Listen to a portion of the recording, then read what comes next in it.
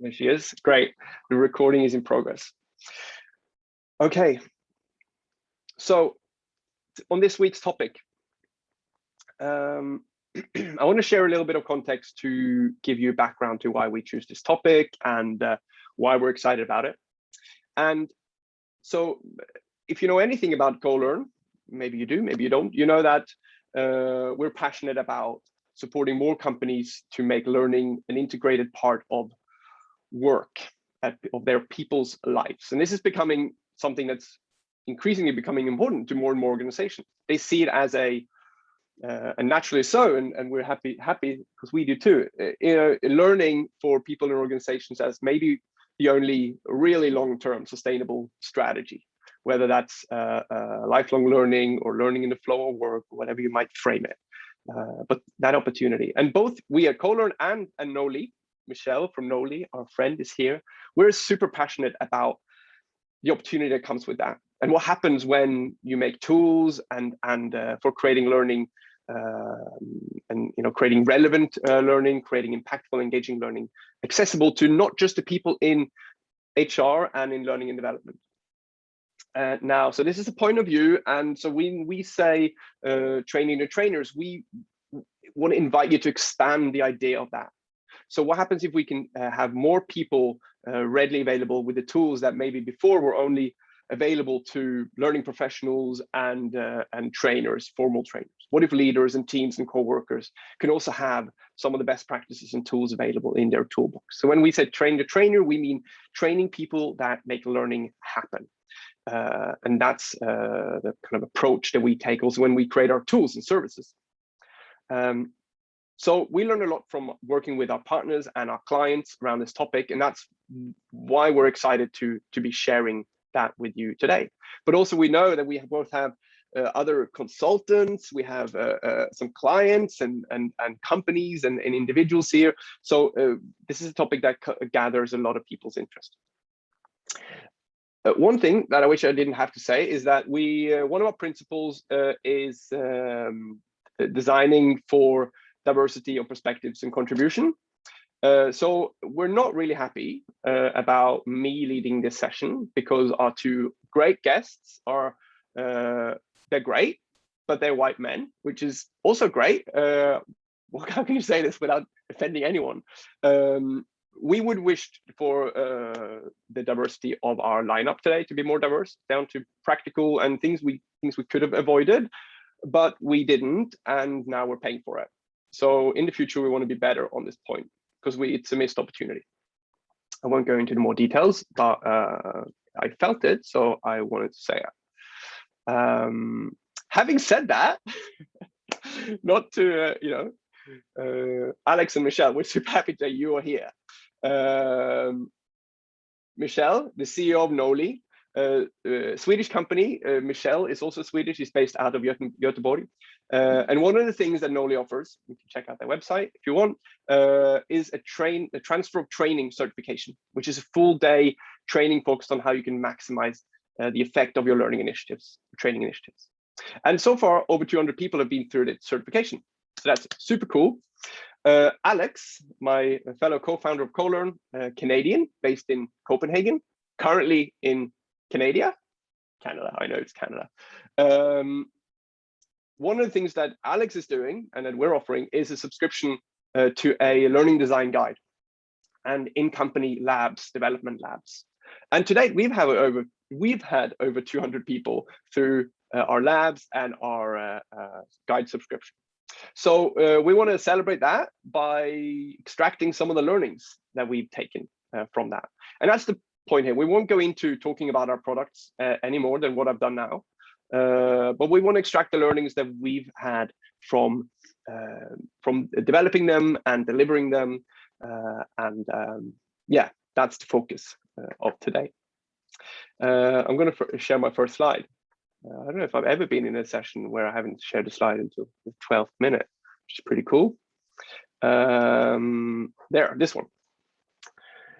In order for this, I've already tried out some interactive tools, and we're going to try out another interactive tool, because you know best what's going to be most relevant for you. So I've asked Michel and Alex to share a little menu of things, and then you will get the opportunity to choose what they're going to talk about.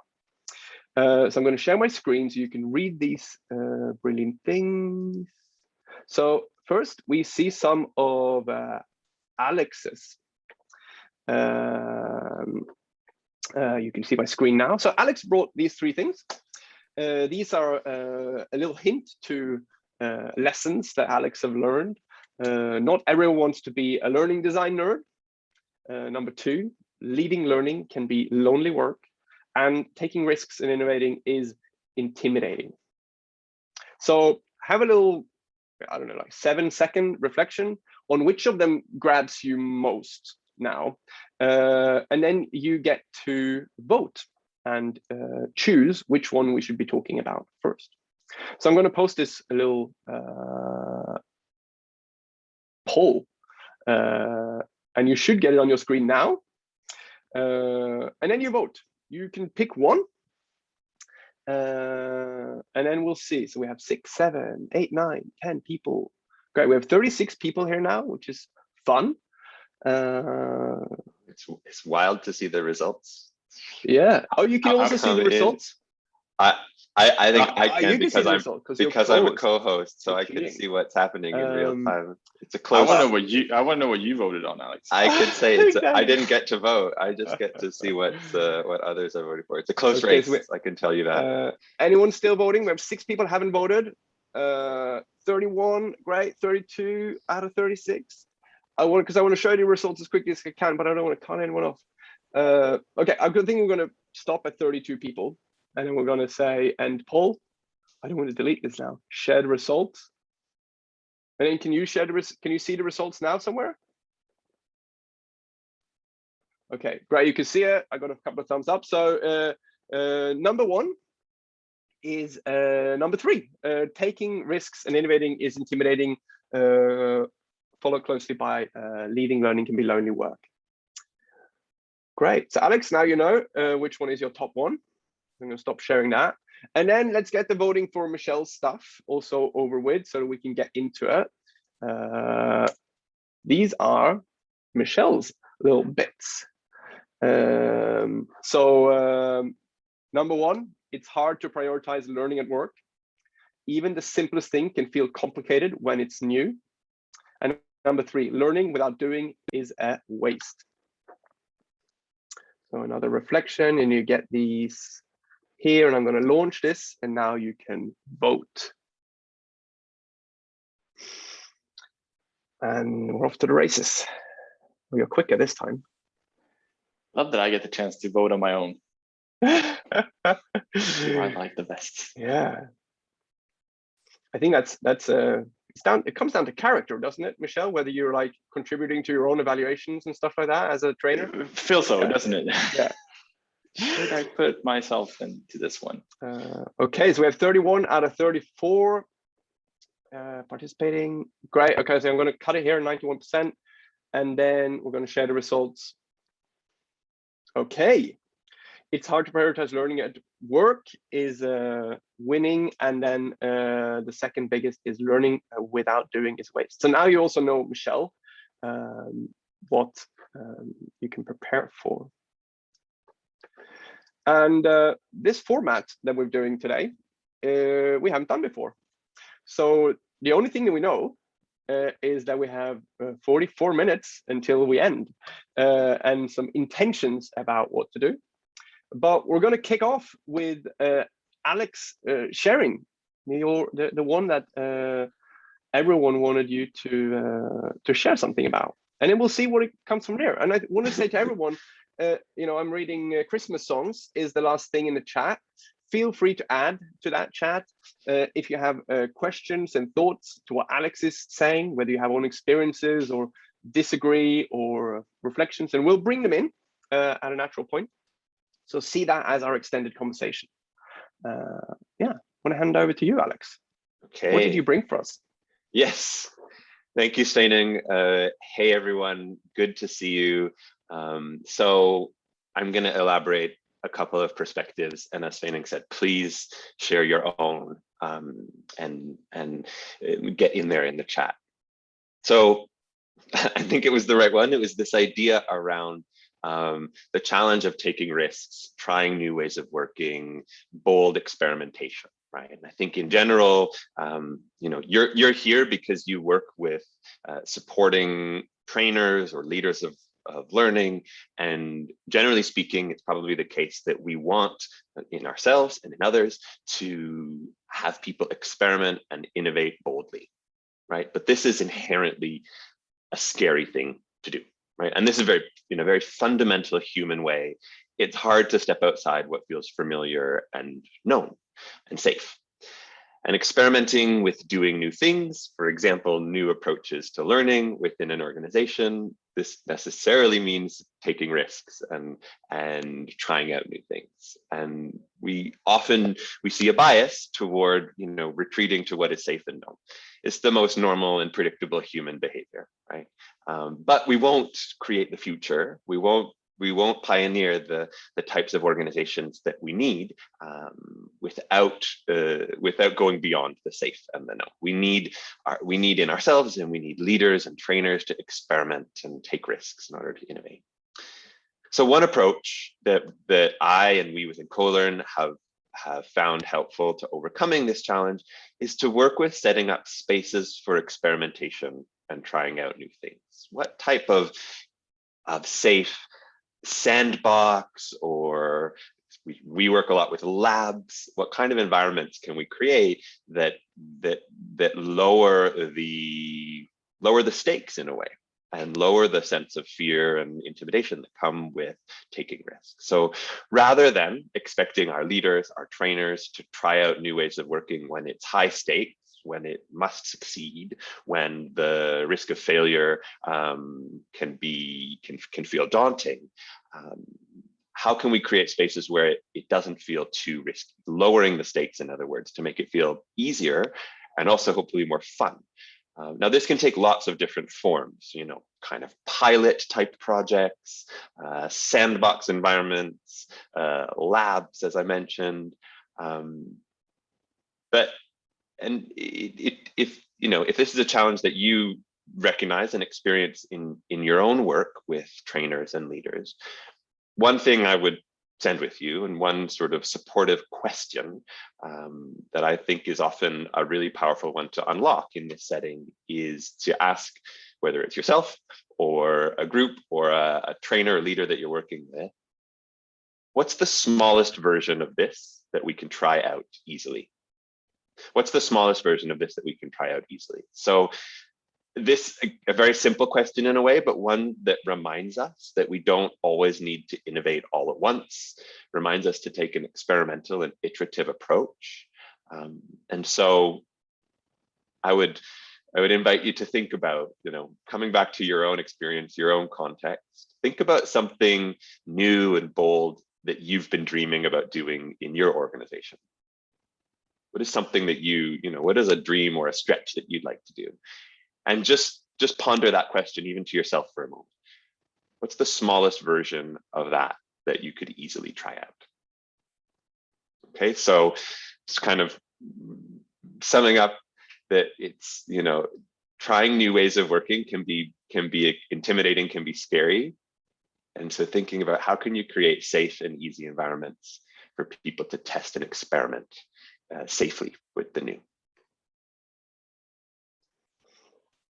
Great, thank you, Alex. And if that triggers based on what that triggers for you, please feel to add it in the chat, whether it's an experience from doing that or a version of that, or specific things around it. Then we can come back to that. Also, we want to hear from you, Michel, what you've brought, and to see how to add another dimension to the mix. Of course, I'm happy that I got number one, because not to tell everyone too much of what I voted on, it was on my top 2 list. So it's hard to prioritize learning at work. And I think there's a couple of things here that we need to think about. And I think it's easy for us to see ourselves having struggles in finding time for ourselves to develop ourselves. And if I look at the times where I've succeeded, it's been moments where people in my everyday environment or people that I work with highlight it.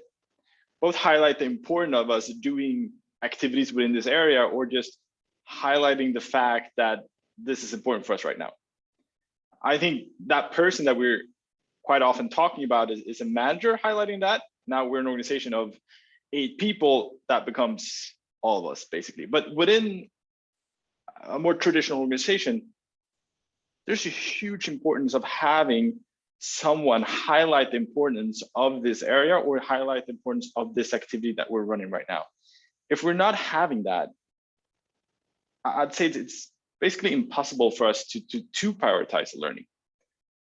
And even though we've found time to attend a traditional training, let's say that I'm enrolled in a leadership program, I've gotten the chance to be a part of this great initiative that we're running, and still I have all of these other tasks that I still have to complete, and my manager is not a single moment talking about this leadership program that I'm doing. How am I actually supposed to practice on my new game skills? How am I supposed to reflect on progress that I'm doing within this program? How can I even find time to utilize my new game skills? I think this is what we need to think about more. Like, how can we help people that are in the surroundings of people within trainings to highlight the importance of this program? How can we help managers basically even more emphasize, why are we doing this right now? Michel, you're in this leadership program because these activities are so important for us right now. If we're not able to create a coaching culture right away, we will have to spend so much time, so much money on this afterwards. So it's really important. I'm really happy that you are a part of this leadership program. And I think we've been fortunate to talk to a lot of organizations. We've been able to talk to a lot of managers. We've done an interview study with 67 managers within an organization, where we wanted to get to know more about how they saw their role within trainings, or how they saw their role in being someone that supported their employees. I think something that is a good takeaway from that interview study that we did was all of the managers wanted to be that manager that emphasized the importance of learning, that wanted to be that supportive managers that talked about how good it is that the individual is in this program right now, asks those coaching questions. But too often they didn't know exactly how to do it. And quite often they also found it hard to prioritize that activity for themselves. I think one key takeaway in getting other people to emphasize, and managers in this case, to highlight the importance of a training, is to help them do just that. Help them by giving them concrete activities that they can do to highlight it. Basically, let managers know how to be awesome managers. Like saying your employee is about to attend this leadership program within a week. I think somewhere up until that date, take 5 minutes to just talk about why the employee is doing this program right now and why it's so important. Make it so concrete. I think the more we can help managers to put it up on their to-do lists and have something to be taken out of the to-do list, the better it is. But too often it's an activity like you need to support your peers, you need to support your employees, and it's too unconcrete. So make it more concrete so they can prioritize it. So a learning journey for the managers or people around the learners, then, in a sense. Yeah. Yes, because they. I love the researcher Ross Green. He says that people, they want to do well. If they could do well, they would do well. And I like having that expression with me, especially in thinking about how managers can be involved. Managers want to be involved, but we need to support them in being awesome. We can't only think about the individual as actually part of the program. We need to think about other people that can support these individuals. Right. Thank you, Michel, for inviting us into your head. Thank you, Alex, also for inviting us into your head. We've got a couple of questions. Maybe we can just stay a little bit here on the things that this triggered for everyone else. We've got a question from Sarah around something that you shared, Alex. Do you wanna pick that one up? Yeah, actually, maybe Sarah, can you just ask your question verbally, just so we really get it in the space? Yes, sure. So I was curious to know from your experience, how easy or not easy is it for leaders and people who are not used to thinking about minimal viable products or smaller versions of a bigger project? How do they find this process of getting to that? And then, so making that decision may be easy or not, but then when it comes to the implementation, and I feel that myself, there's sometimes a little discomfort that it seems too small or that it won't have impact, the impact we have in our minds. So I'm curious to hear about that. Yeah, I think this is such a good question, because I actually think this is a really common pitfall with trying to take this approach of supporting people to sort of start small and start somewhere and sort of, experiment and iterate forward from there. I think many of us are so conditioned, and even those of us that are used to working this way, when prompted to sort of make an action plan or map out how am I going to do something, many will default to, okay, so I'll do this 2 quarters from now, and I'll project plan it out in detail, and I'll try to involve, the first 100 people, and so it's really, really common, in a training setting or in a planning, when taking people into action planning, that's people will often go there, and I think it takes a kind of support, feedback, certain type of coaching to sort of, you almost want to repeatedly ask, okay, come up with your idea. Okay, now how can you make it smaller? How can you make it smaller again? How can you make it smaller again, so that it's down to something that is as, immediate and quickly actionable as possible. So if a trainer or a learning leader is going, okay, I want to map out a new mentorship program. Let's get 10 mentors and 30 mentees. Okay, no, actually, who's the one mentor and the one mentee that you could try out next week and get some feedback. And so I think it's, in a way, it's simple, but it's not easy. Is that the expression? It's the principle is simple, but it's not necessarily easy to just sort of prompt people with that question, and then as you point to, that they'll get there. So I think maybe there are different ways to tackle that, but I think sort of, again, sort of some support, some coaching, making sure that it's not just asking the question once and then letting it be whatever it is, but how can you, whether that's from you as the trainer of trainers, or that can also be done through different types of peer feedback. I think giving support to get into that mindset and yeah, make it as small as possible. Great. I also sense also hearing a kind of a commonality between the two of you, Alex and Michel, when it comes to working with the actual real world, real life constraints and context in solving for both of these things, like the real manager, the real people there, and then maybe using the real context of that minimum viable product to help prioritize it and keep it small and keep it real. So it's not about the 30, 40 mentors, but it's about which individuals in your organization could be in this. Yeah. And I think just putting what Alex said on what I talked about, I mean, enabling an MVP and having a manager involved, that would be, how could I make that as simple as possible? Because I probably don't need a huge system for it. I don't need a platform to trigger a coaching question that my manager is posting to an individual. I can do that quite simple, but what's the simplest way for me to do that? And what's the simplest way for a manager to succeed with it? And maybe that's the Slack messages. Maybe that is something that I send as a text message.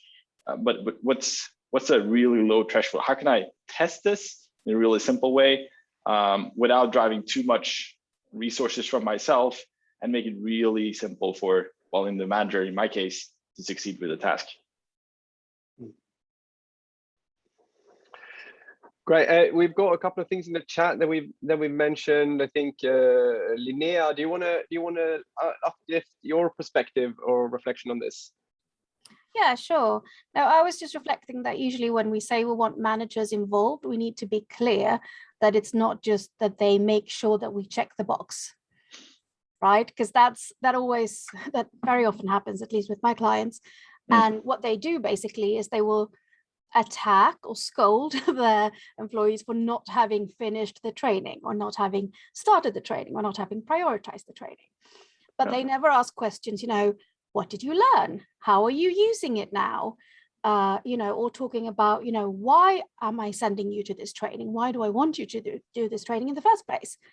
They will say like, well, we have a goal that 50% of our employees should have done this before Q2, and you haven't, and my figures are looking bad, and my manager is going to yell at me, so I'm going to yell at you.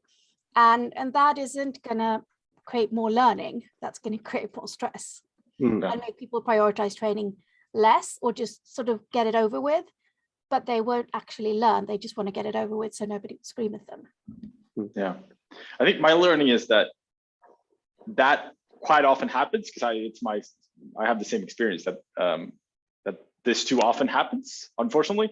And I think I see it more often when we haven't made the activity that the manager is supposed to do concrete.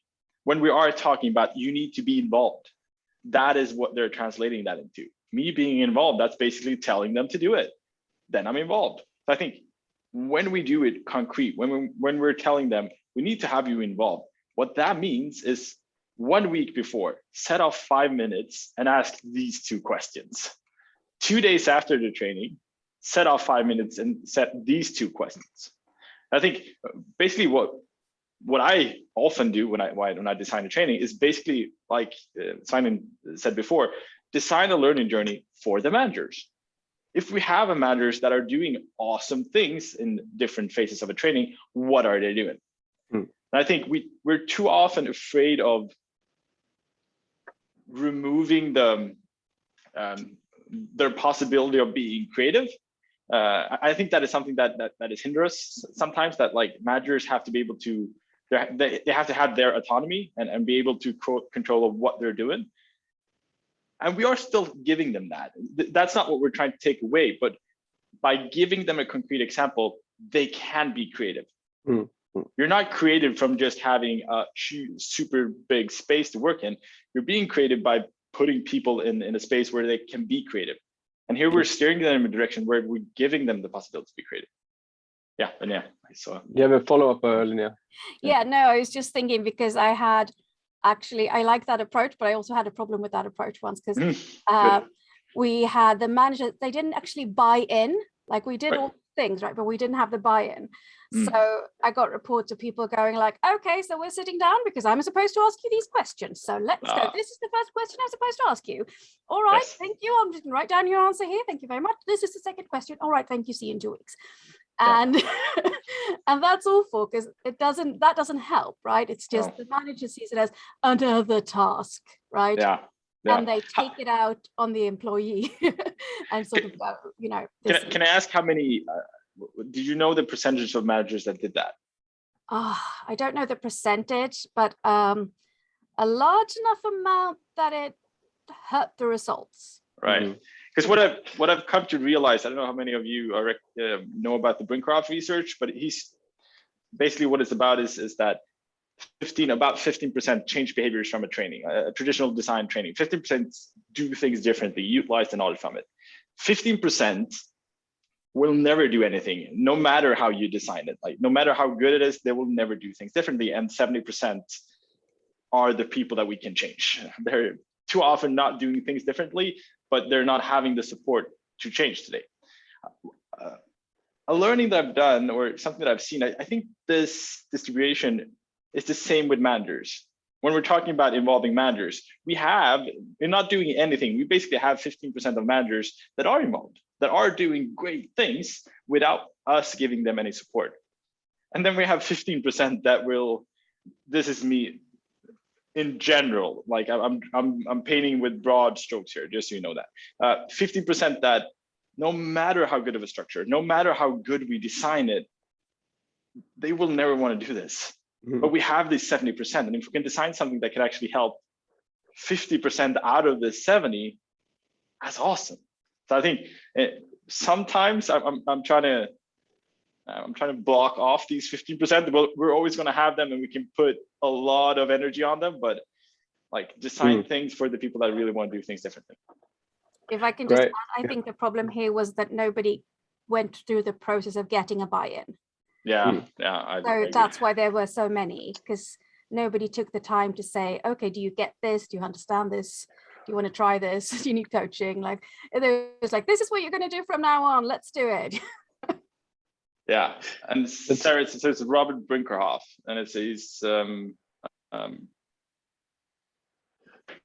think I lost you. It's the research is around creating high impact learning. I think I can find the study quite soon. Yeah, great if you could share the link. If we can also add it in the email afterwards. And thank you, Linnea, for digging into this, because it's down to the actual practical implementation of this. And I think it's a great opportunity for us to really open up to the room. We've heard a perspective from Alex, a perspective from Michel around two of the things. But we want to open up the question to you around, like beyond the beliefs and what you would like the world to look like. What are the actual like lessons and advice that you can extract from your experience, whether it's working with particular things around buy-in, or whether it's some of the things we talked about now? So I want to take the opportunity to give you something to reflect on. So from your experience around training trainers in your context, enabling others to lead learning in some way, whether that's you as a consultant or internally in your organization. I'm going to share a link, and I think see if it's here. That's the bad thing about having such a large screen, is that you lose things on it. So here we are. I want to share a link with you, so maybe we can add the question there too. Here we are. So if you go to this link that I'm sharing in the chat now, then you will be guided to, and take a couple of minutes to reflect too. So around your experience around training trainers, what advice and lessons learned do you want to share to this group? It could be things that have worked, things that have not worked, things that experience you've done, or things you want to try out. But take a second to reflect and share in a Menti. And we're going to come back to the results together, and we can then look at it together and see what we find in the mix of experiences.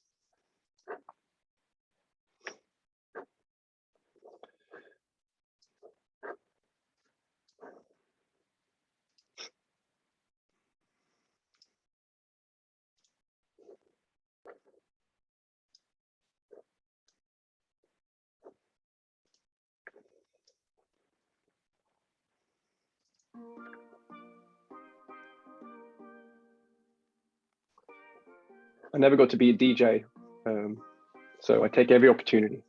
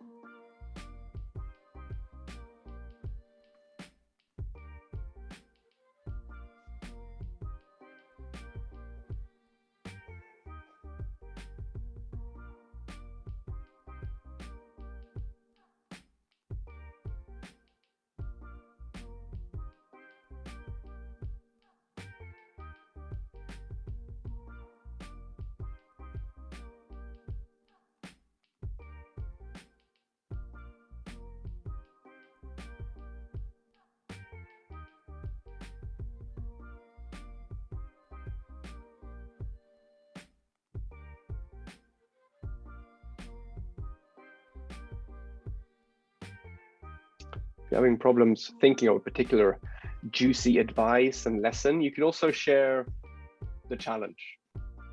What you don't have advice around, but that you would like advice around. We can get that in the mix too, just to get a sense of the type of topics that you have top of mind.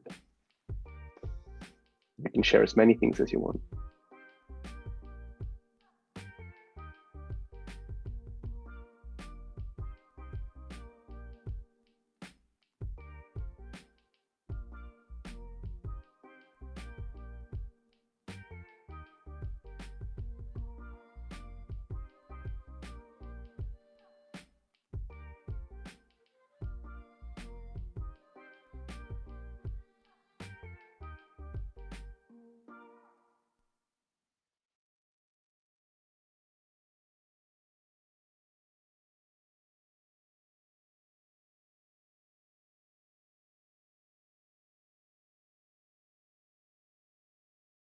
Unmute. Share the results here while you are typing. You can have a look and a read while there's a few people still typing here.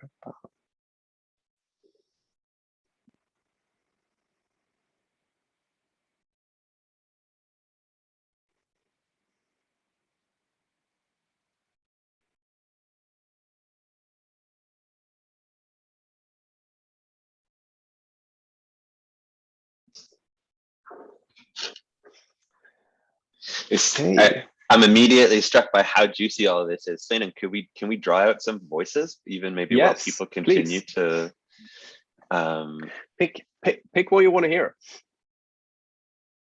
Yeah. Which one's okay, this one just popped out at me. So not underestimate the power of positioning, having the trainers reflect upon themselves. If I can, if the person who wrote that doesn't mind being put on the spot and would elaborate a little bit, super curious. Hi, yes, that's me. Amelie, yes. I think I actually met you once, Alex. We went to Hyper Island roughly around the same time. hey. Yes, nice.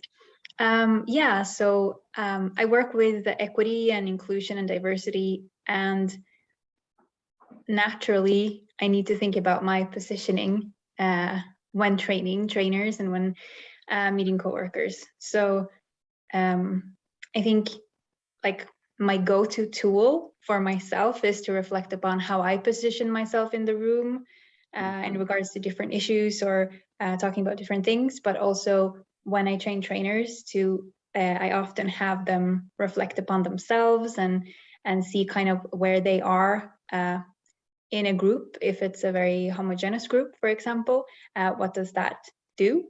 Yeah, a little bit like that.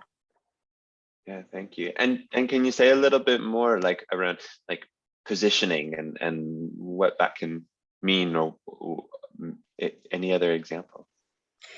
Yeah, I think positioning is pretty big, I think, but for me, it's about being aware that I am always positioning myself somehow. I cannot be not positioned.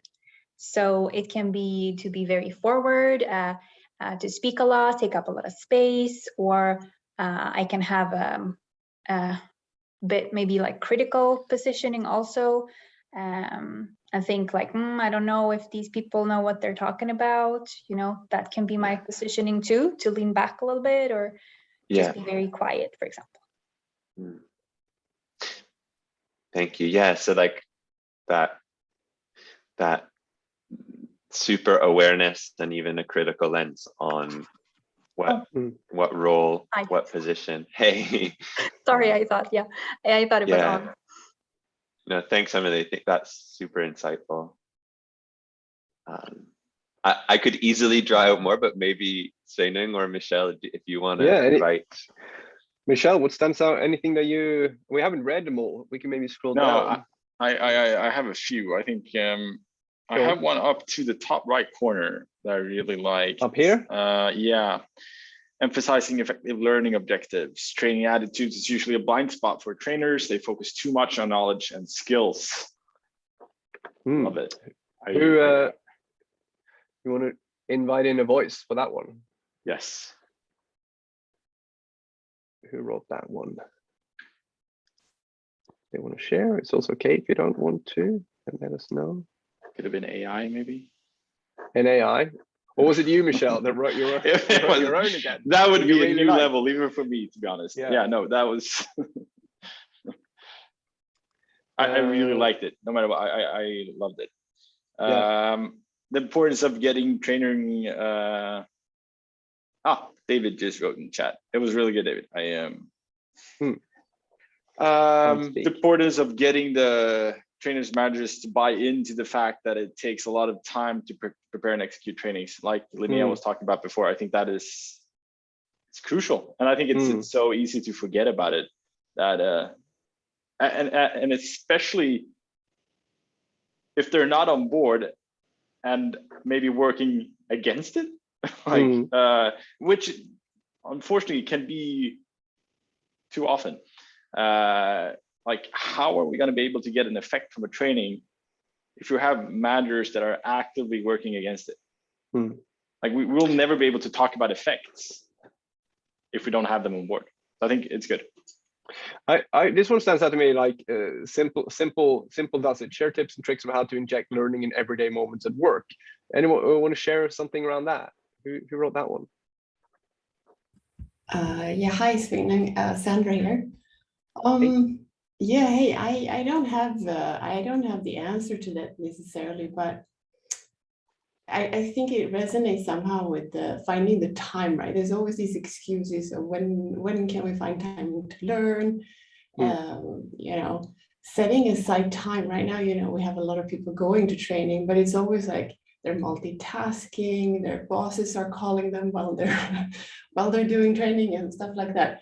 But I think there's something around, if we talk about train the trainers, how can we support people to take moments in when they meet and connect with each other to learn by, you know, we talk about, instead of managing, for managers example, we use a coaching style, right, in asking questions.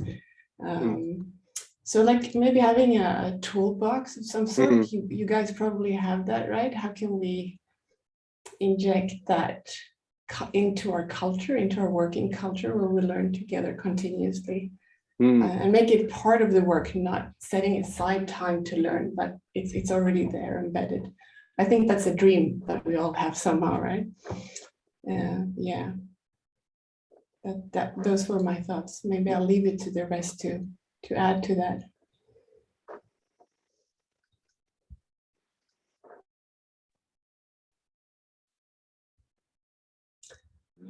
I think we lost Sveining there. Oh, maybe he froze. Yeah. Okay. I'll step in. Or you're there. Okay. I think, don't know what, maybe a neighbor was running the washing machine or something, taking all the bandwidth. I think, yeah, so I think you mentioned it too, Sandra, in this, just to come back to this one, I think I thought about rethinking the idea of what a training looks like fundamentally too, so that you don't fall into the traps of thinking about training over here, doing work over there, and supporting trainers to do that. I think you know, in our experience, is a great way to start that conversation at the core, and then solve for it in different ways, and to support them to do that. Great. I thought we have so many good things there, and we're going to obviously share all of this with you. You'll get a link to this, to the Menti, so that you can look at this and take learnings from it.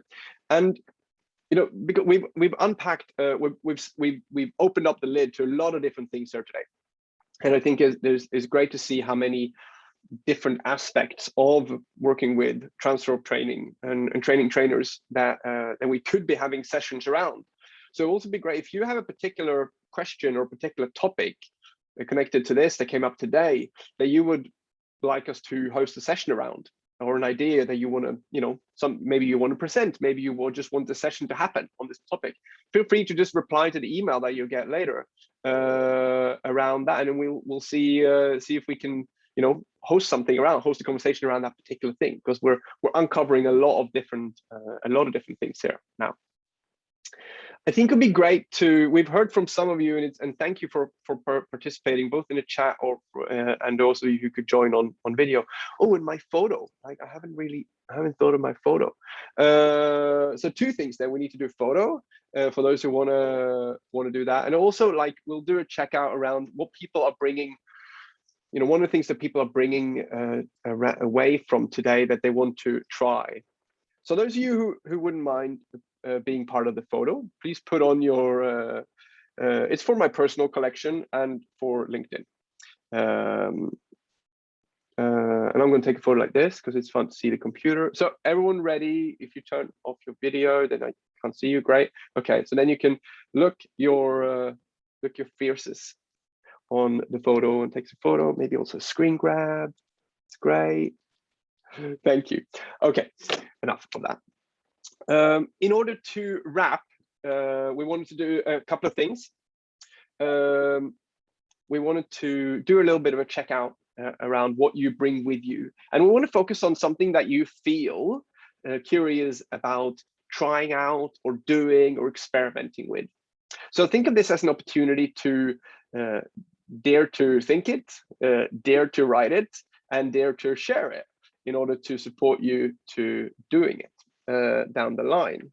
So think of this, the chat is now your accountability machine, so that you can put it out there in the world and make it so. So maybe I can post the question.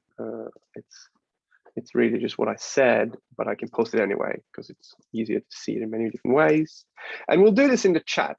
What new thing will you try/do now? And we'll do this in the chat. So feel free, and you can write more than one thing, but just to get a sense of what you take with you from today that you're curious to experiment with and do in your context. Take a minute to write that.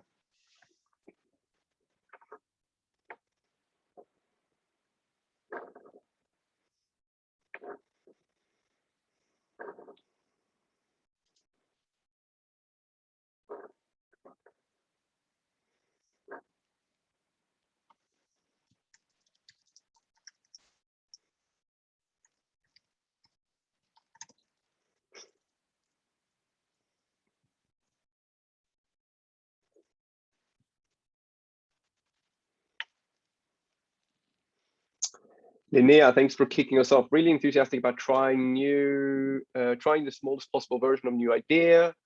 I want to host more conversations like this. Stick to one small thing that I can do now towards a bigger idea. Discuss the question, what's a stretch for us that we want to try out? Being mindful of how I position myself. Try applying the smallest thing wherever I go.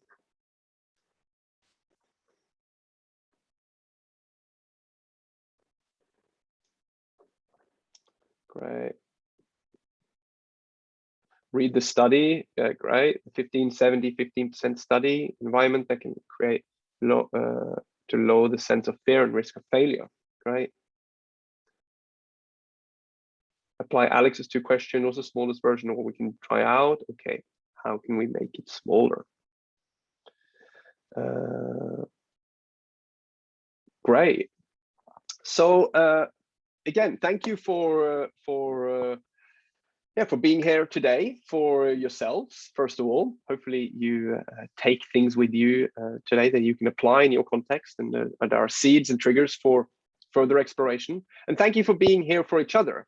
It's super valuable as an individual, as a learner myself, and as a peer. I learned so much from these things, and I can only hope that others take with them. Similarly, we'll share a link with the slides, the 2 slides, and with the Menti that we had today. And feel free to post any questions that you have that you would like us to do sessions on in the future. Just return the email that you get, and we'd love to have a conversation with you. Alex and Michel, anything you want to say as we wrap up? No, just to echo the gratitude, and thanks to you, Sveinung, for great hosting. Yeah, thank you. This is really great. Appreciate all of your input, and it was nice seeing everyone. A lot of fun. Absolutely. And thank you for letting us try out this format. Who knows what we can make with this going forward. Thanks a lot, everyone. Have a great morning, afternoon, or evening. Take care, gang. Bye. Bye. Cheers. Bye.